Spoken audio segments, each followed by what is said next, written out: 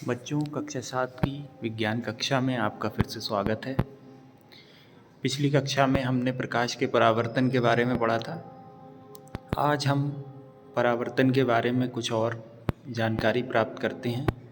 आइए सबसे पहले जानते हैं कि परावर्तन के नियम क्या हैं। परावर्तन का नियम दो नियम है। पहला नियम ये कहता है कि आपतित किरण, परावर्तित किरण तथा आपतन बिंदु पर अभिलंब तीनों एक ही तल में होने चाहिए। और दूसरा नियम कहता है आपतन कोण I परावर्तन कोण R के बराबर होता है, यानी कि कोण I बराबर कोण R, है ना।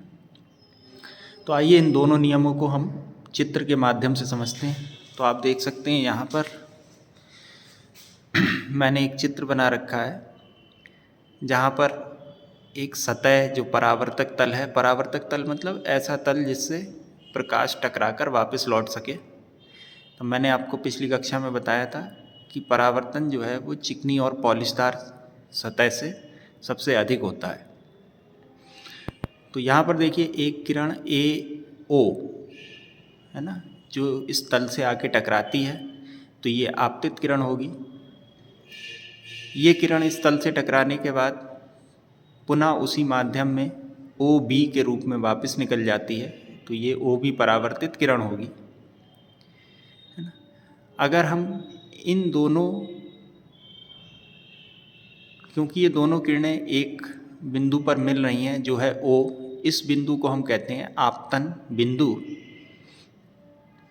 अगर हम यहाँ पर एक लंब डालें, लंब मतलब एक 90 डिग्री का कोण बनाती हुई रेखा खींचे जो ON है, तो इसको हम अभिलंब कहते हैं, है ना।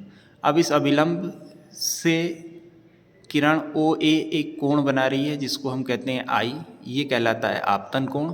और ऐसे ही ये किरण टकराकर जब परावर्तित होती है तो परावर्तित किरण भी इस अभिलंब से एक कोण बनाती है जिसको परावर्तन कोण R कहते हैं, ठीक है। तो परावर्तन का पहला नियम कहता है कि आपतित किरण, परावर्तित किरण और अभिलंब तीनों एक ही तल में होने चाहिए। तो ये चित्र से आपको स्पष्ट है। ये हमारा तल है, ये आपतित किरण, ये परावर्तित किरण और ये अभिलंब, देखिए तीनों एक ही तल में है।